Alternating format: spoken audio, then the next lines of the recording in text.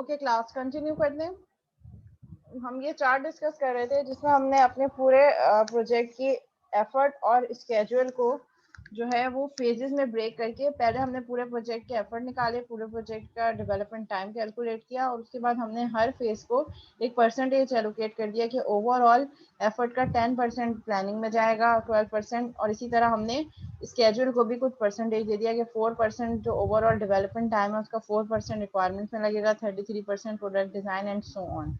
और उसी परसेंटेज की बेसिस पे जो हमने टोटल एफर्ट निकाला था उसका हर फेज के अकॉर्डिंगली हमने वो 692 वॉज द टोटल एफर्ट, उसका हमने 1% निकाल दिया, तो वो प्लानिंग एंड रिक्वायरमेंट का एफर्ट बन गया। इसी तरह हमने हर फेज का अलग अलग एफर्ट निकाल दिया और हर फेज का अलग अलग स्केड्यूल निकाल दिया और उसी की बेसिस पे हमने एवरेज स्टाफ मेंबर भी कैलकुलेट कर दिया कि ऑन एवरेज इस फेज को कंप्लीट करने के लिए हमें कितने स्टाफ मेंबर रिक्वायर्ड होंगे। जी, यहाँ तक कोई सवाल?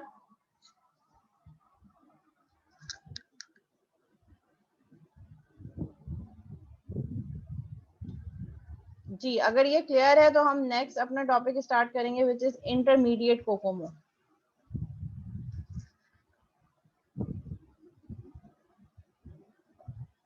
ओके, इट मींस कि कोई क्वेश्चन नहीं है।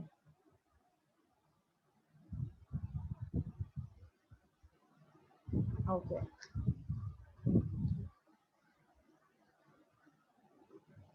नेक्स्ट टॉपिक है, इम्पोर्टेंट है, 1 से 2 मिनट वेट कर लेते हैं सो दैट सारे स्टूडेंट ज्वाइन कर लें और हम स्टार्ट से ही वो ये लेक्चर ले सकें जो हमारा न्यू टॉपिक है।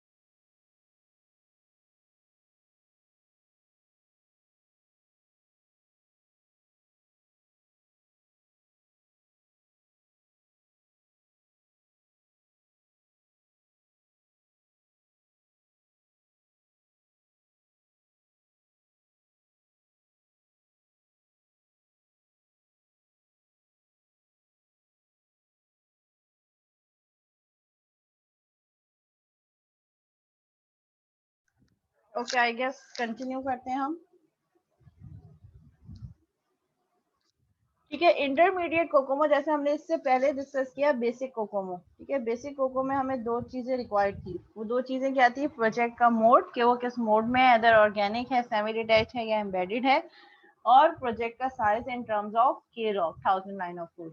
इंटरमीडिएट कोकोमो में हमें तीन चीजें चाहिए होंगी, तीन चीजें as an input so that हम प्रोजेक्ट की ओवरऑल कॉस्ट और एफर्ट निकाल सकें। पहली चीज अगेन वही मोड, कि एम्बेडेड है, सेमी डिटैच है या ऑर्गेनिक है। देन उसके बाद हमें चाहिए होगा प्रोजेक्ट का साइज इन के लॉग, एंड देन हमें चाहिए होंगे 15 additional variables called cost drivers.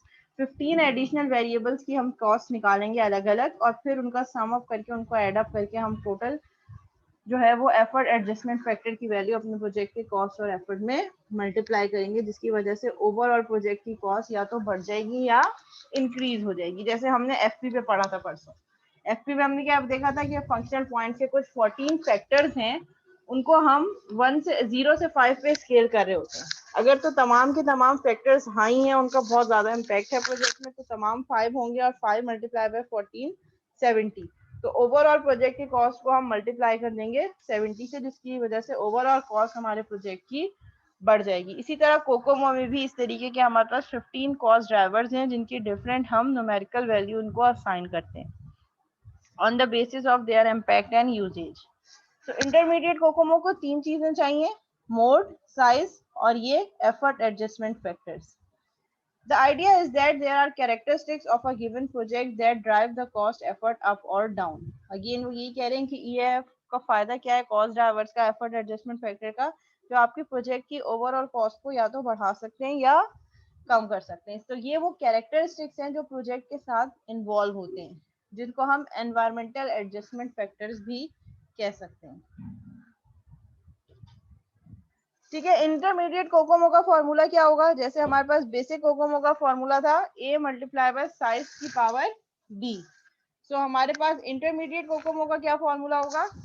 a multiply by size की power b multiply by c, where c is the cost driver, effort adjustment factor जिसे हम कह रहे हैं। अब c कैसे निकालेंगे ये हम देखेंगे अभी आगे आने वाली स्लाइड्स में।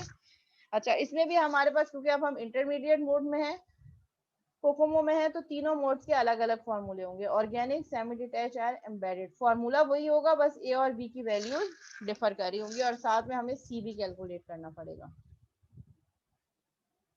ठीक है, कॉस्ट ड्राइवर्स कैसे निकालते हैं? The concept of the effort adjustment factor.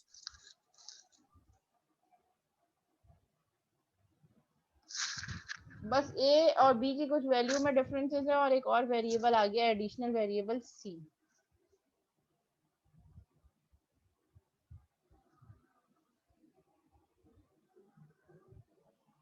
ठीक है, अब ये बता रहे हैं कि हम सी कैसे निकालेंगे। The concept of the effort adjustment factor is that it has the effect of increasing or decreasing the effort and therefore cost, depending on a set of environmental factors। यहाँ पे हमें क्या बता रहे हैं कि कॉस्ट ड्राइवर्स क्या हैं? कि हमारे प्रोजेक्ट के ओवरऑल कॉस्ट को, एफर्ट को इंक्रीज करेंगे या डिक्रीज करेंगे, जिसकी वजह से हमारी कॉस्ट भी कम या ज्यादा होगी।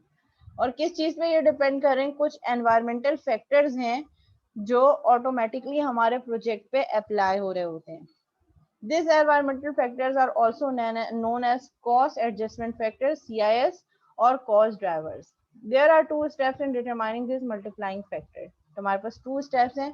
सबसे पहले क्या हम करेंगे? हम करेंगे हमारे पास 15 एडिशनल वेरिएबल्स हैं या 15 एडिशन फैक्टर्स हैं, हम उनको न्यूमेरिक वैल्यू असाइन करेंगे on their importance and impact. उसका इस वक्त उस वेरिएबल का, उस एट्रीब्यूट का हमारे प्रोजेक्ट में अभी उसकी क्या सिग्निफिकेंस है, तो उसी सिग्निफिकेंस की बेसिस पे हम उसको एक न्यूमेरिक वैल्यू असाइन करेंगे। स्टेप 2 क्या होगा? Is to multiply the cost drivers together to generate the effort adjustment factor. 15 जो एडिशनल एट्रीब्यूट्स हैं, हम तमाम 15 के 15 एडिशन एट्रीब्यूट्स को न्यूमेरिक वैल्यू असाइन करेंगे इंडिविजुअली, और फिर उन सबके बाद उन सबको ऐड अप कर लेंगे और मल्टीप्लाई करेंगे, सॉरी। हर एडजस्टमेंट फैक्टर को एक न्यूमेरिक वैल्यू देंगे, 15 कॉस्ट ड्राइवर्स को न्यूमेरिक वैल्यू देंगे, और फिर उसके बाद उसको मल्टीप्लाई कर देंगे।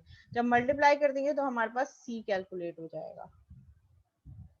When multiplied together, the cost adjustment factors can affect project cost and schedule estimate by 10 times or more. वो कह रहे हैं कि जब आप इस C की वैल्यू को अपने ये जो फॉर्मूला है A इंटू साइज की पावर B में जब मल्टीप्लाई करेंगे, कैलकुलेट ओवरऑल C कैलकुलेट करने के बाद जब आपके मोट वाले फॉर्मूले में ये मल्टीप्लाई होगा, तो आपके प्रोजेक्ट के एस्टिमेट्स को ये 10 टाइम्स या उससे ज्यादा बढ़ा सकता है या कम कर सकता है। मींस ओवरऑल के प्रोजेक्ट में ये इतना ज्यादा इफेक्ट करेगा। ठीक है, हमारे पास product of cost driver is the effort adjustment factor. जब हमारे पास तमाम कॉस्ट ड्राइवर्स को हम आपस में मल्टीप्लाई कर देंगे, कॉस्ट ड्राइवर 1 2 3 टिल 15, जब हम उन सबको एक न्यूमेरिक वैल्यू असाइन करेंगे, आपस में एक दूसरे से मल्टीप्लाई करेंगे, मल्टीप्लाई करने के बाद जो फाइनल रिजल्ट आएगा that would be effort adjustment factor, EAF जिसे हम कह रहे हैं। ठीक है, अगर C1 किसी भी एक फैक्टर, जो हम कॉस्ट ड्राइवर की बात कर रहे हैं, अगर उसकी वैल्यू 1 है, इसका मतलब है कि उसकी जो वैल्यू है वो हमारे प्रोजेक्ट की कॉस्ट पे कोई इफेक्ट नहीं डालेगी। अगर प्रोजेक्ट की कॉस्ट लेट सपोज मैं कह रही हूँ 55,000 है, और मैं उसको 1 से मल्टीप्लाई कर दूंगी, तो इट वुड रिमेन सेम। अगर CI is greater than 0, greater than 1, sorry, अगर CI फैक्टर की वैल्यू 1 से बड़ी है, तो इसका मतलब है कि मेरे प्रोजेक्ट की कॉस्ट इंक्रीज हो जाएगी इस फैक्टर की वजह से। और अगर लेस देन 1 है, तो मेरे पास प्रोजेक्ट की कॉस्ट डिक्रीज हो जाएगी इस फैक्टर की बेसिस पे। तो हम हर इस फैक्टर को अलग अलग न्यूमेरिक वैल्यू देंगे depending on its usage and its importance, कि उस वक्त उस प्रोजेक्ट में उसकी कितनी सिग्निफिकेंस है। अगर ज्यादा है तो फिर EAF भी उसकी वजह से बढ़ जाएगा, और अगर कम है तो EAF भी कम हो जाएगा। अच्छा, अब वो फैक्टर्स क्या है वो हम देख लेते हैं, वो 15-16 फैक्टर्स जो हैं। ठीक है, फैक्टर्स को हमने डिफरेंट कैटेगरीज में ब्रेक कर दिया। ठीक है, हमने कहा कि प्रोडक्ट से रिलेटेड कुछ फैक्टर्स हैं, कंप्यूटर से रिलेटेड है, पर्सनल से रिलेटेड है एंड प्रोजेक्ट से रिलेटेड है। प्रोडक्ट से रिलेटेड क्या है? रिक्वायर्ड सॉफ्टवेयर रिलायबिलिटी, कि हम जो एप्लीकेशन बनाने जा रहे हैं उसमें जो हमें रिलायबिलिटी कितनी चाहिए। अगर बहुत ज्यादा रिलायबिलिटी चाहिए इट मीन्स कि फिर हमें उसमें बहुत ज्यादा extra ordinary code write down करना पड़ेगा। डेटाबेस साइज, जो उस प्रोडक्ट के लिए डेटाबेस का साइज कितना है। अगेन अगर डेटाबेस का साइज बहुत ज्यादा चाहिए होगा तो फिर हमें क्या करना पड़ेगा? कॉस्ट बढ़ानी पड़ेगी, डेटाबेस इंक्रीज करनी पड़ेगी। एंड प्रोडक्ट कॉम्प्लेक्सिटी, इसकी शॉर्ट फॉर्म है आगे, CPLX। प्रोडक्ट कॉम्प्लेक्सिटी हमें क्या डिटरमाइन कर रही है? प्रोडक्ट कॉम्प्लेक्सिटी मींस के अगर प्रोजेक्ट बहुत बड़ा है, बहुत ज्यादा फीचर्स हैं, तो डेफिनेटली वो क्या होगी? कॉम्प्लेक्स होगी। अगर कॉम्प्लेक्सिटी ज्यादा होगी तो उसको इम्प्लीमेंट करने के लिए भी एफर्ट और टाइम ज्यादा लगेगा। फिर हम कंप्यूटर से रिलेटेड कैटेगरी पे हमारे पास क्या चीजें आ रही है? कंप्यूटर से रिलेटेड कैटेगरी पे हमारे पास आ रही है एग्जीक्यूशन टाइम कंस्ट्रेंट, कि हमें एग्जीक्यूशन टाइम क्या चाहिए, प्रोसेसिंग टाइम कितना चाहिए। मेन स्टोरेज कंस्ट्रेंट, कंप्यूटर की जिस कंप्यूटर पे वो रन होगा उस पर कितनी स्टोरेज रिक्वायर्ड है। Virtual machine volatility, virtual machine की अगर हमें कोई वर्चुअल मशीन चाहिए, कोई ऐसी एप्लीकेशन है जो VM पे रन हो रही है, तो उसकी जो है वो कॉन्फ़िगरेशन और उसकी हमें क्या क्या चीजें सब सेटिंग्स करनी पड़ेंगी। And computer turn around time, turn around time means के कितनी रिक्वेस्ट आ रही है और वो कंप्यूटर एट अ टाइम कितनी रिक्वेस्ट को प्रोसेस करके आगे भेज रहा है, यानी कि टर्न अराउंड टाइम क्या है, कितनी जल्दी जल्दी रिक्वेस्ट को रिस्पॉन्स मिल रहा है। पर्सनल से रिलेटेड क्या है हमारे पास? एनालिस्ट कैपेबिलिटी, जो हमारा एनालिस्ट है जो रिक्वायरमेंट को एनालिसिस कर रहा है वो कितना कैपेबल है। एप्लीकेशन एक्सपीरियंस, उस पर्सन का जिस एप्लीकेशन पे उस प्रोजेक्ट की रिक्वायरमेंट है, जिस पे प्रोजेक्ट को इम्प्लीमेंट करना है, उसका उस एप्लीकेशन में कितना एक्सपीरियंस है। प्रोग्रामर कैपेबिलिटी, प्रोग्रामर की कैपेबिलिटी कितनी है, एक्सपीरियंस उसका कितना है। VM मशीन पे अगर काम करना है तो उसका एक्सपीरियंस क्या है, उसका प्रोग्रामिंग लैंग्वेज का एक्सपीरियंस क्या है। तो ये पर्सनल से रिलेटेड तमाम फैक्टर्स। प्रोजेक्ट से रिलेटेड क्या चीजें? यूज ऑफ मॉडर्न प्रैक्टिसेस, कोई ऐसी लेटेस्ट टूल वगैरह की जरूरत तो नहीं है हमारे पास, कोई ऐसी मॉडर्न टेक्नोलॉजी या कोई ऐसी नई प्रैक्टिस जो मार्केट में आई है उसको अगर हमें यूज करना है। Use of software tools, software को इम्प्लीमेंट करने के लिए हम कौन से टूल्स यूज कर रहे हैं और कितना ज्यादा यूज कर रहे हैं। रिक्वायर्ड डेवलपमेंट स्केड्यूल, और हमारे पास स्केड्यूल क्या है प्रोजेक्ट का जिसको हमें फॉलो करना है और कितना स्ट्रिक्टली फॉलो करना है। तो ये कुछ फैक्टर्स हैं जिनको हम न्यूमेरिक वैल्यू असाइन कर रहे होते हैं। इसके अलावा वो कह रहे हैं कि और भी कॉस्ट ड्राइवर्स हो सकते हैं। जो सॉफ्टवेयर की एनवायरमेंटल फैक्टर है वो सिर्फ इन्हीं फैक्टर्स पे लिमिट नहीं कर रहे। ये तो कुछ बेसिक हैं जो स्पेसिफिक हमने यूज किए हैं। इसके अलावा और भी बहुत सारे कॉस्ट ड्राइवर्स हो सकते हैं जो प्रोजेक्ट की कॉस्ट को बढ़ा या कम कर सकते हैं। Like requirements volatility, some is expected but too much can be a big problem. मतलब हम ये नहीं कह सकते कि हमारी सारी की सारी रिक्वायरमेंट एक साथ जो है वो फिक्स्ड हो जाए और फ्रीज हो जाए। ठीक है, सारी की सारी रिक्वायरमेंट्स को अगर हम एक साथ एम्बेड करने की कोशिश करेंगे तो प्रॉब्लम होगी। डेवलपमेंट मशीन वॉलेटिलिटी, जब हम डेवलप कर रहे हैं किसी सॉफ्टवेयर को, उसको ऑपरेटिंग एनवायरनमेंट पे रख रहे हैं, तो उस मशीन पे क्या क्या हमें डिपेंडेंसी चाहिए। अनस्टेबल ऑपरेटिंग सिस्टम, कंपाइलर्स कौन से चाहिए, केस टूल चाहिए और क्या क्या उसकी रिक्वायरमेंट्स हैं। सिक्योरिटी से रिलेटेड रिक्वायरमेंट्स हो सकती हैं। डेटा का access, impact of standards and impose methods, कौन कौन से स्टैंडर्ड्स हमें फॉलो करने हैं और कौन से मेथड्स इम्पोज करने हैं। Impact of physical surrounding as well, कि आपका ऑफिस एनवायरनमेंट क्या है, सीट अरेंजमेंट किस तरीके से है, आपने जो रिसोर्सेज प्रोवाइड किए हैं हार्डवेयर की वो किस तरीके की रिसोर्सेज हैं। तो ये सब चीज़ें भी आपके प्रोजेक्ट की कॉस्ट को बढ़ा रही होती हैं या कम कर रही होती हैं। Although product, computer, personal, and project attributes are the four categories that are commonly associated with the intermediate COCOMO. Additional attributes are often added by a project manager, aware of other organizational strengths or weaknesses. ठीक है, project organisation की weaknesses और strength देखकर आपके project manager और भी ज्यादा इन चार कैटेगरीज के अलावा और इन जो हमारे पास ये जो कॉस्ट ड्राइवर्स हैं इनको भी कंसीडर करके प्रोजेक्ट के एस्टिमेट्स में एड ऑन कर सकते हैं। It means we are not limited to only these four categories. Further more additional attributes can also be added via estimation. अच्छा, अब हम प्रोडक्ट कैसे निकालेंगे? हर कॉस्ट ड्राइवर को जो हमने न्यूमेरिक वैल्यू दी है हम उसको मल्टीप्लाई कर देंगे तो हमारे पास सी आ जाएगा। ये जो हमारे पास इन कैटेगरीज के ये जो शॉर्ट फॉर्म्स हैं ये यूज किए हुए हैं। इन सब की न्यूमेरिकल वैल्यू को हम मल्टीप्लाई करेंगे तो हमारे पास सी आ जाएगा। अच्छा, ये एक ग्राफ है, बैक करिए। ये वाली स्लाइड या ये वाली स्लाइड?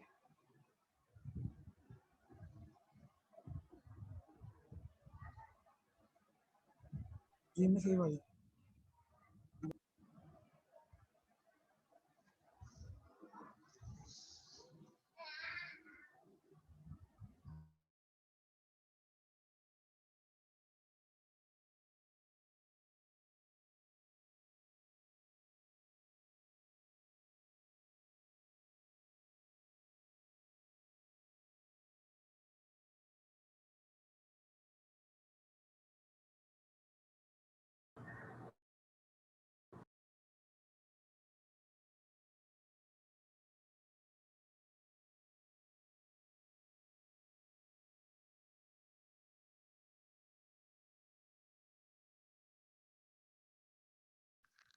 अच्छा, ये हमारे पास कुछ एक चार्ट है,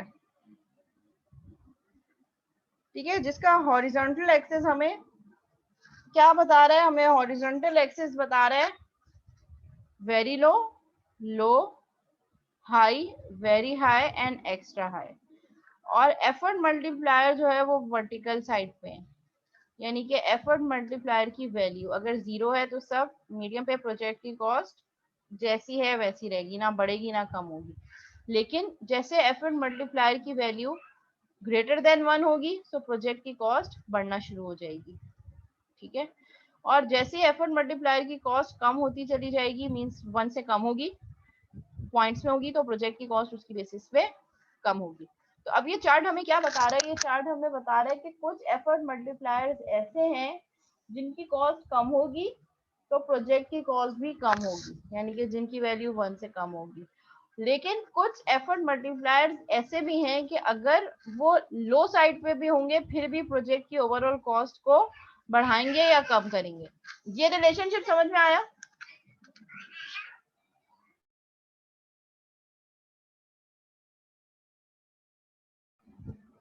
ठीक है, कुछ चीजें तो बिल्कुल जो है वो हमारे पास नॉर्मल फ्लो में चल रही होंगी। नॉर्मल फ्लो का मतलब ये है कि अगर मेरे पास प्रोजेक्ट की कॉम्प्लेक्सिटी कम है, वेरी लो है, 0.70 पर है, तो उससे हमारी प्रोजेक्ट की कॉस्ट कम होगी।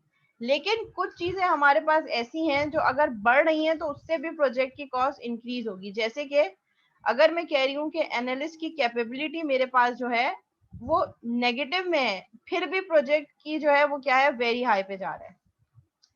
और सिमिलरली अगर मैं कह रही हूँ कि मेरे पास जो एनालिस्ट की कैपेबिलिटी है वो वेरी लो साइड पर है, तो it can increase the cost of project like 1.50 factor पे। तो ये ऐसा क्यों होगा, कोई कुछ समझ आ रहा है? मैम इसकी एग्जांपल एक बता दो।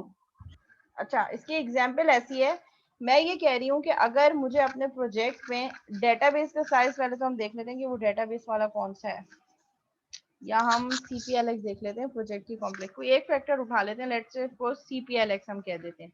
CPLX कॉम्प्लेक्सिटी है हमारी, प्रोडक्ट की कॉम्प्लेक्सिटी, ठीक है। मैं कह रही हूँ कि अगर मेरे पास जो CPLX है वो बहुत लो है, यानी कि प्रोडक्ट इतना कॉम्प्लेक्स नहीं है, जो मुझे उसमें कॉम्प्लेक्सिटी इतनी ज्यादा नहीं है, कॉम्प्लिकेशंस नहीं है, बहुत लो पर है CPLX लो पर है, तो मेरे प्रोजेक्ट की कॉस्ट 0.70, इसकी वैल्यू क्या हो गई, 0.70 मींस प्रोजेक्ट की कॉस्ट कम हो जाएगी क्योंकि कॉम्प्लेक्सिटी कम है। लेट सपोज अगर मैं कह रही हूँ कि मेरे पास प्रोजेक्ट की कॉस्ट आ रही है लेट सपोज 10,000, ठीक है, और मैं कह रही हूँ कि CPLX का फैक्टर इंडिविजुअल जो एक कॉस्ट ड्राइवर है वो बहुत लो साइड पे है और उसकी वैल्यू है 0.70। तो जब मैं 10,000 को 0.70 से मल्टीप्लाई करूंगी तो मेरे पास प्रोजेक्ट की कॉस्ट 10,000 से कम हो जाएगी। इट मीन्स कि अगर प्रोडक्ट कॉम्प्लेक्सिटी कम हो रही है तो प्रोजेक्ट की कॉस्ट भी कम हो रही है। क्लियर है ये पॉइंट? Yes ma'am. अब इसके अगेंस्ट में ये रिलेशनशिप तो समझ आ गया कि एक फैक्टर जब कम हो रहा है तो उसकी वजह से प्रोजेक्ट की कॉस्ट कम हो रही है, ठीक है।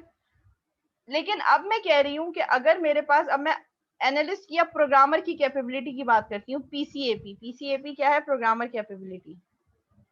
पीसीएपी क्या है हमारे पास, प्रोग्रामर कैपेबिलिटी। अब मैं इस फैक्टर की बात कर रही हूँ। अब मैं कह रही हूँ कि programmer capability is on very low side, programmer capability low पे है, ठीक है, वेरी लो के स्केल पर है। लेकिन ये कम होने के बावजूद भी प्रोजेक्ट की कॉस्ट बढ़ा रही है 1.40 के फैक्टर से।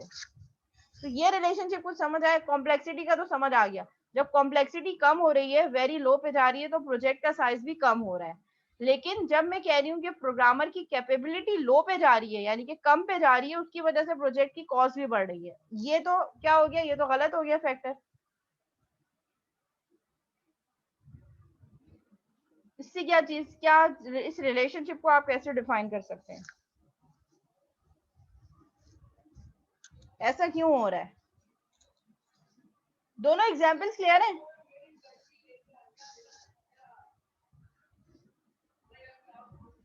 जी क्लास मैम नीचे की तो समझ आ गई, ऊपर वाली जो है ना प्रोग्रामिंग वाली, समझ आ इसमें गई? हो रहा है कि वो नहीं आई? अच्छा, होता है। प्रोग्रामर वाली नहीं है, कॉम्प्लेक्सिटी वाली तो समझ में आ गई, वो तो आसान रिलेशनशिप है कि जब यस मैम। प्रोजेक्ट की कॉम्प्लेक्सिटी कम होगी, यानी कि प्रोजेक्ट इतना कॉम्प्लेक्स नहीं है, तो कॉस्ट भी कम पे जाएगी, यानी कि 0.70 पे कम हो जाएगी। लेकिन मैं कह रही हूँ कि अगर मेरे प्रोग्रामर की कैपेबिलिटी वेरी लो पर है, ठीक है, लेकिन उसकी वजह से कॉस्ट बढ़ रही है, मीन्स हम ये नहीं कह सकते कि अगर एक फैक्टर कम है तो प्रोजेक्ट की कॉस्ट भी कम होगी। अगर हम कह रहे हैं कि अगर एक फैक्टर वेरी लो साइड पर है तो it can increase the cost of the project as well. इसलिए क्योंकि अगर प्रोजेक्ट की कॉम्प्लेक्सिटी कम हो रही है तो कॉस्ट भी कम होगी। लेकिन अगर एनालिस्ट की कैपेबिलिटी कम हो रही है, यानी कि एनालिस्ट कैपेबल नहीं है, बहुत लो परफॉर्मेंस है उसकी, तो लो परफॉर्मेंस वाला बंदा प्रोजेक्ट की कॉस्ट को बढ़ा सकता है। इसीलिए अगर हम मैम समझ में। अब देखिए इसका रिवर्स देखें। अब मैं कह रही हूँ कि प्रोग्रामर की capability is on very high side, ठीक है, प्रोग्रामर की capability is on very high side, but it can decrease the overall cost of the project with 0.70, क्योंकि एनालिस्ट, अब प्रोग्रामर कैपेबल बंदा है, जो काम एक एवरेज बंदा करेगा, एक एक्सपीरियंस बंदा वो काम उससे कम टाइम में और बेटर वे में ज्यादा अच्छा कर सकता है। तो प्रोजेक्ट की ओवरऑल कॉस्ट हमारे पास डिक्रीज होगी इस केस में जब प्रोग्रामर कैपेबिलिटी बढ़ेगी, और जब प्रोग्रामर कैपेबिलिटी कम होगी तो प्रोजेक्ट की कॉस्ट बढ़ेगी हमारे पास। इसी तरह जब प्रोजेक्ट की कॉम्प्लेक्सिटी कम होगी तो प्रोजेक्ट की कॉस्ट कम होगी, लेकिन जब प्रोजेक्ट की कॉम्प्लेक्सिटी हाई साइड पे जाएगी, कहीं नजर आ रही है CPLX कहाँ है, और यस मैम। CPLX और कहाँ शो हो रहा है?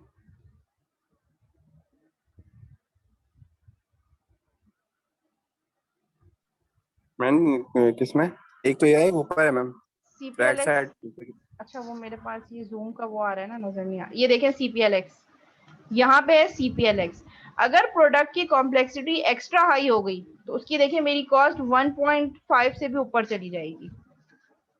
तो कुछ फैक्टर्स तो मेरे पास ऐसे हैं कि जो जब कम होंगे तो प्रोजेक्ट की कॉस्ट भी कम होगी, और जब बढ़ेंगे तो प्रोजेक्ट की कॉस्ट भी बढ़ जाएगी, जैसे कि कॉम्प्लेक्सिटी और रिलायबिलिटी।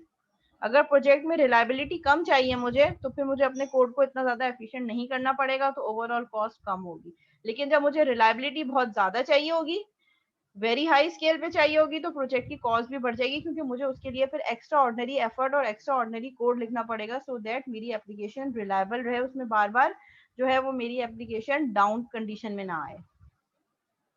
लेकिन कुछ फैक्टर्स ऐसे भी होंगे जो लो साइड पे होंगे तो प्रोजेक्ट की कॉस्ट को बढ़ाएंगे, ये मतलब इसका अपोजिट रिलेशनशिप हो गया। एक तो ये हो गया कि जिसकी कॉस्ट कम होगी, जो लो साइड पे जाएंगे तो प्रोजेक्ट की कॉस्ट भी कम होगी, और जब हाई साइड पे जाएंगे तो प्रोजेक्ट की कॉस्ट भी हाई हो जाएगी। लेकिन कुछ फैक्टर्स ऐसे हैं जो वेरी लो पर जाएंगे तो प्रोजेक्ट की कॉस्ट को कम बढ़ाएंगे। लाइक अगर मैं कह रही हूँ कि एनालिस्ट जो है वो कैपेबल एनालिस्ट नहीं है, वो रिक्वायरमेंट्स को प्रॉपर गैदर नहीं कर रहा, तो मैं उसको क्या स्केल कर रही हूँ कि वेरी लो।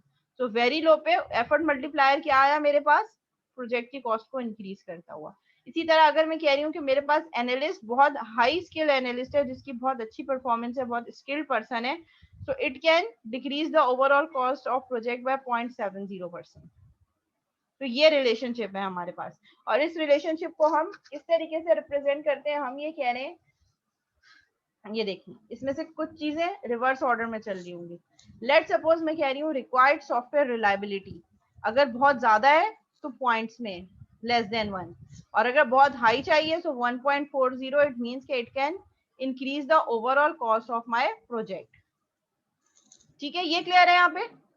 इसी तरह ये सारे रिलेशनशिप है। अगर मुझे एग्जीक्यूशन टाइम, रिलायबिलिटी अगर बहुत ज्यादा, आपने कैसे कहा कि बहुत ज्यादा है तो 0.75, कम होगी तो नहीं 0.75 रिलायबिलिटी अगर लो पर है तो 0.75, यस मतलब मैम। मुझे अपने प्रोजेक्ट में इतना ज्यादा रिलायबल एप्लीकेशन नहीं चाहिए, सही रिलायबिलिटी सही का सही। कंस्ट्रेंट इतना एप्लीकेबल नहीं है, तो वो लेस देन 1, इट मीन्स कि उसकी वजह से मेरी प्रोजेक्ट की कॉस्ट कम होगी। और अगर मैं कह रही हूँ कि ये बहुत हाई साइड पर है, मुझे बहुत बिल्कुल रिलायबल एप्लीकेशन चाहिए, फॉल्ट टॉलरेंस 0 चाहिए मुझे, तो फिर उसके लिए मुझे एक्स्ट्रा ऑर्डिनरी एफर्ट करने पड़ेंगे जो मेरी प्रोजेक्ट की कॉस्ट को 1.40 से बढ़ा देंगे। ठीक है। इसी तरह अगर मैं कह रही हूँ डेटाबेस का साइज मिनिमम है तो 0.94 can decrease the cost of project. लेकिन अगर मैं कह रही हूँ कि बहुत ज्यादा डेटाबेस साइज चाहिए सो it can increase the cost अगर वेरी हाई है तो। ठीक है। अब हम इसके अपोजिट वाले चलते हैं जो हमने दूसरा वाला रिलेशनशिप देखा था।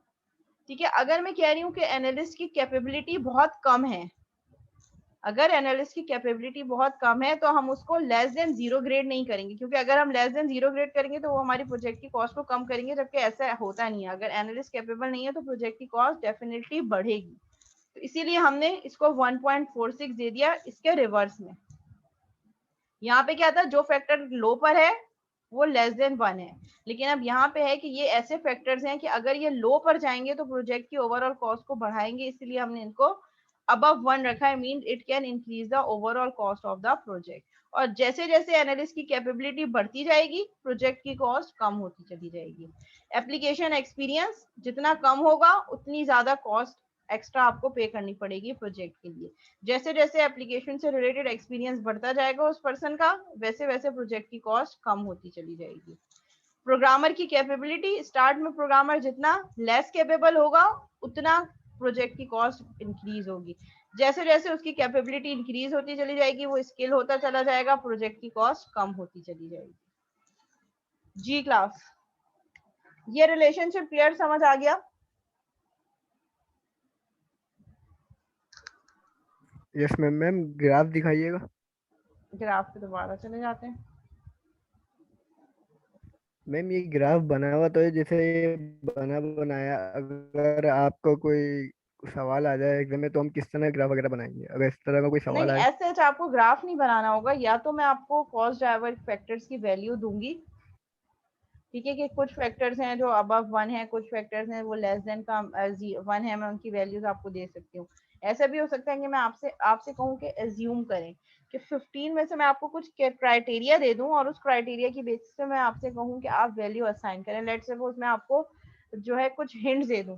लेट्स सपोज मैं कह रही हूँ कि मुझे कॉम्प्लेक्सिटी बहुत ज्यादा चाहिए और डेटाबेस का साइज भी बहुत ज्यादा चाहिए, पर मेरे पास जो रिसोर्सेज हैं वो इतनी स्किल नहीं है, तो इसके अकॉर्डिंगली आप कॉस्ट ड्राइवर की वैल्यू असाइन करें। तो जाहिर है जब अब मैं कह रही हूँ कि एनालिस्ट जो है वो इतना कैपेबल नहीं है, तो फिर आप उसके फैक्टर को अबव 1 रखेंगे। अब वो कुछ भी रख सकते हैं, 1.25 भी रख सकते हैं, 1, but it should be greater than 1। अब जब मैं कह रही हूँ कि मुझे कॉम्प्लेक्सिटी जो है वो इतनी ज्यादा नहीं चाहिए और डेटाबेस का साइज भी इतना ज्यादा नहीं चाहिए, तो फिर आप उसको लेस देन 1 पे रखेंगे। तो ऐसा भी हो सकता है कि मैं आपको कुछ क्लू दे दूं और उस क्लू की बेसिस पे मैं सिर्फ ये पता लगाने की कोशिश करूं कि इस ग्राफ की अंडरस्टैंडिंग आपको कैसी है।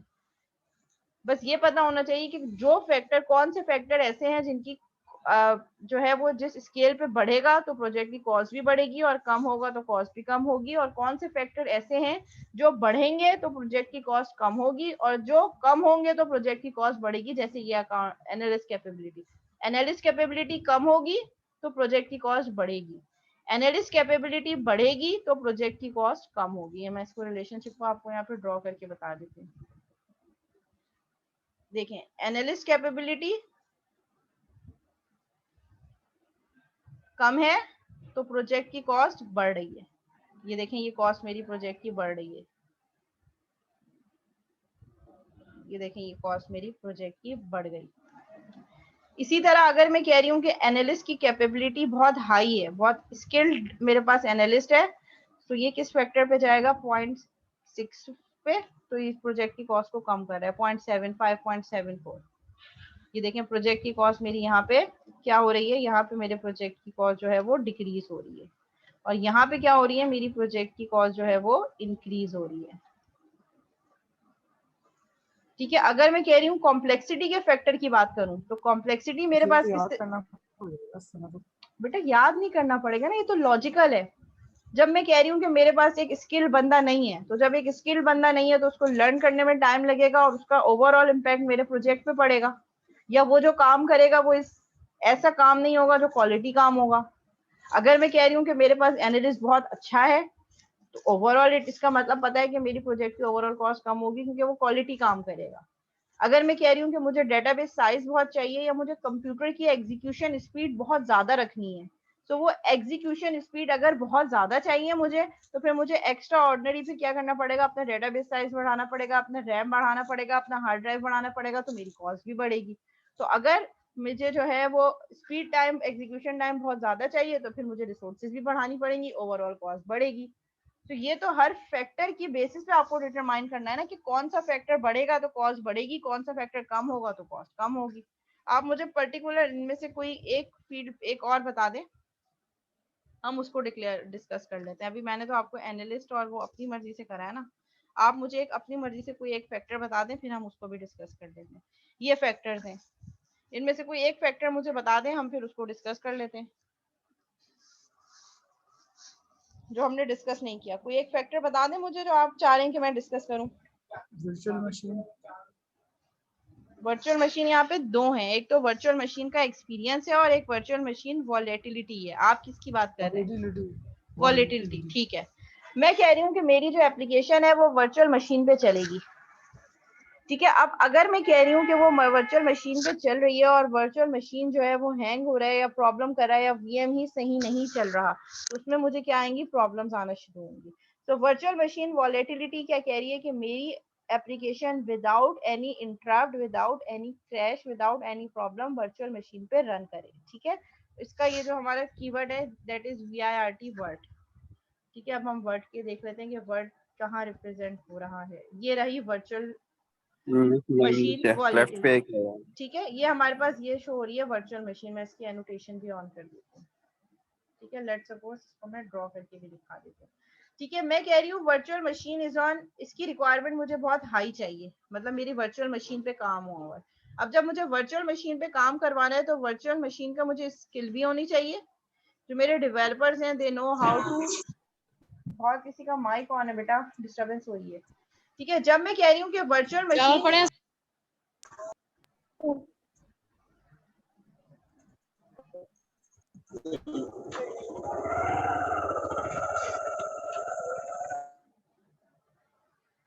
तो मैंने माइक सबको म्यूट कर दिया है। जो भी कोई स्टूडेंट कुछ बात करना चाहे तो जस्ट रेज योर हैंड, मैं फिर आपको यहाँ से अनम्यूट कर दूंगी, बहुत डिस्टर्बेंस आ रही थी, ठीक है। अब मैं कह रही हूँ कि मुझे वर्चुअल मशीन पे चलाना है एप्लीकेशन को। सो वर्चुअल मशीन की इंस्टॉलेशन, उसकी अंडरस्टैंडिंग, उस पर जब काम करना पड़ेगा, so it can increase the overall cost of the project. So जब वर्चुअल मशीन वेरी हाई पे होगी तो प्रोजेक्ट की कॉस्ट मेरी इंक्रीज होगी।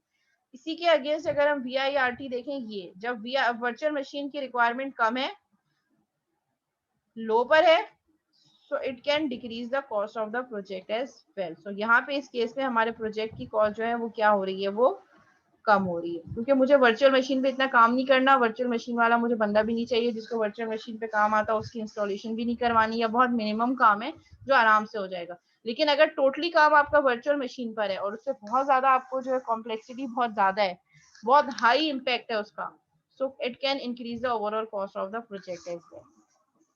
क्योंकि हमें जब किसी चीज की रिक्वायरमेंट होती है, अब मैं कह रही हूँ कि मुझे सिक्योर बनाना है अपनी एप्लीकेशन को, तो अगर मैं सिक्योरिटी का एक एडिशनल एट्रीब्यूट यहाँ पे ऐड करना चाहूँ, और मैं कह रही हूँ कि मेरी सिक्योरिटी की रिक्वायरमेंट एक्स्ट्रा हाई है, तो वो एक्स्ट्रा हाई यहाँ पे आएगी।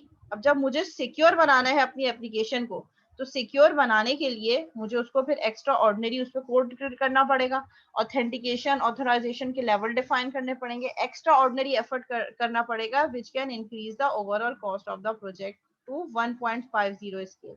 मतलब अगर 10,000 है तो मैं 10,000 को 1.50 से मल्टीप्लाई कर दूंगी तो 15,000 अराउंड समथिंग बनेगा। तो बन गई, बढ़ गई कॉस्ट। अगर मैं कह रही हूँ कि मेरी एप्लीकेशन में मेरी सिक्योरिटी की रिक्वायरमेंट बहुत लो है, तो बहुत लो है तो मुझे इतना ज्यादा काम नहीं करना पड़ेगा, तो can decrease the cost of the project. तो बस फैक्टर की अंडरस्टैंडिंग जरूरी है कि वो फैक्टर इटसेल्फ क्या है। अगर आपको फैक्टर समझ में आ गया तो फिर आप इजीली आइडेंटिफाई कर सकते हैं कि अगर ये फैक्टर कम होगा तो प्रोजेक्ट की कॉस्ट बढ़ेगी या कम होगी,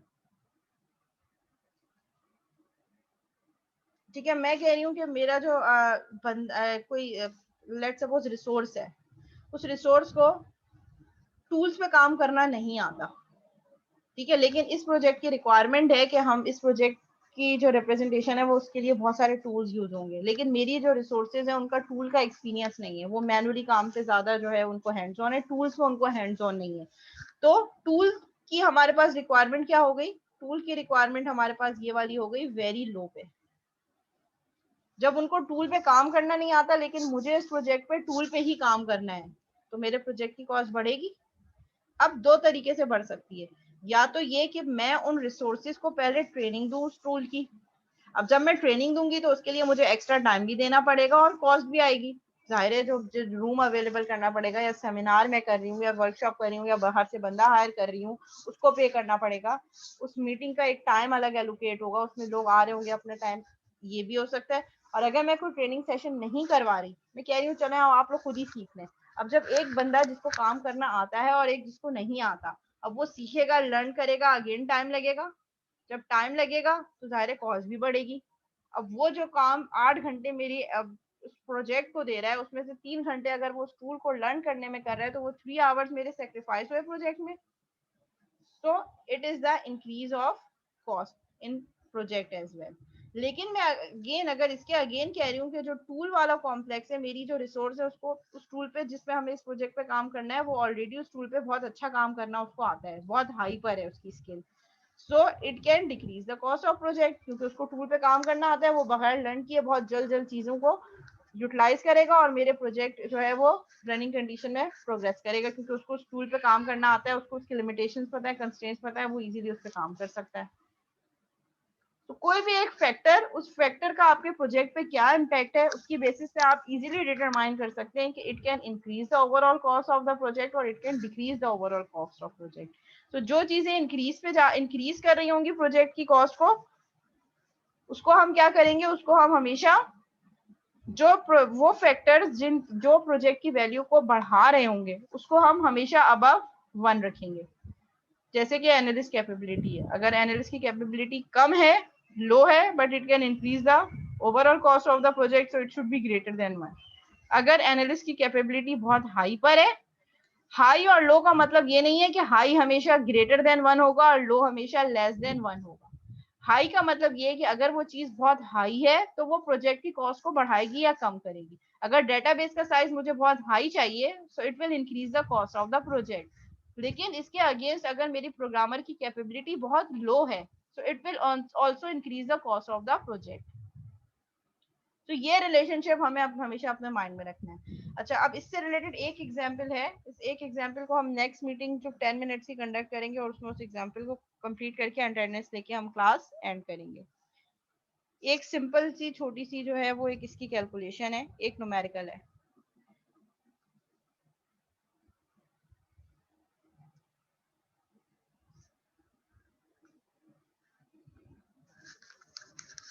एंड होने वाली है मीटिंग, फौरन से दूसरी नेक्स्ट मीटिंग स्टार्ट करेंगे, सो दैट वो जो एक हमारे पास एग्जांपल है, उस एक एग्जांपल को हम देख लें और फिर क्लास एंड करें।